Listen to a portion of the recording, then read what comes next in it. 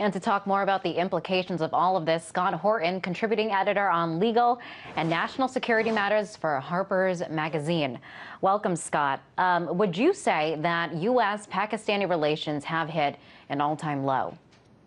I think there's no question about this. Since Pakistan's independence, the relationship has never been as torn as it is right now. This last year, 2011, has been the rockiest year yet in the relationship. And, there are three specific incidents that had punctuated it. First, early in the year, we had the Raymond Davis incident, a acting CIA station chief who shot and killed two Pakistanis who turned out to be intelligence auxiliaries.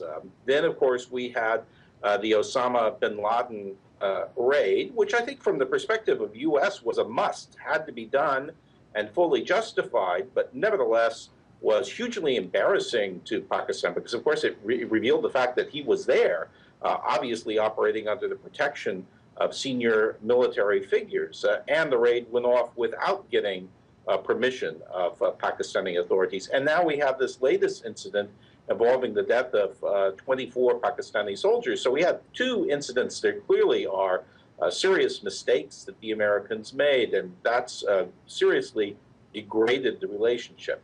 Now, we're seeing Pakistan, it is taking action. They've ordered the U.S. to get out and take their drones along with them. Is this a sign that Pakistan is now more willing to stand up to Washington?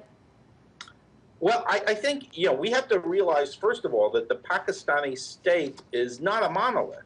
In fact, we can view it as split down the middle. There is an enormous military and intelligence establishment, the General Staff and the ISI, that has for decades been either, in fact, it's formed the government by pushing out popularly elected civilian governments, or it's been a sort of interstate that really runs the country from within. That's the relationship that is the most stretched at this point, the frostiest.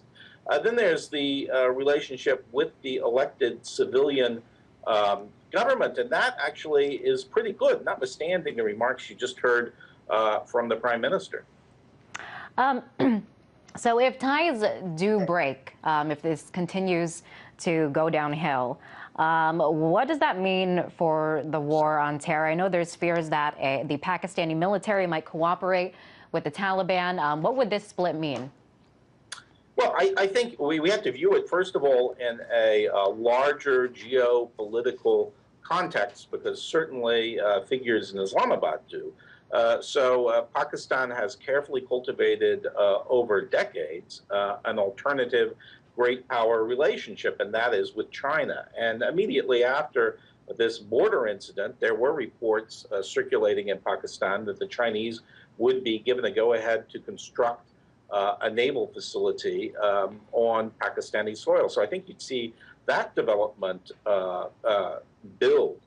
I think it's unlikely that we'd see a complete termination of the relationship with the United States. I think it's more likely that you'd see a Pakistani crackdown on the extensive operations that the U.S. intelligence community have in Pakistan, the CIA. The CIA clearly has hundreds of covert operatives there. It's been operating an enormous drone war. We've had 272 strikes by drones since 2004, so it's gone on for 7 years.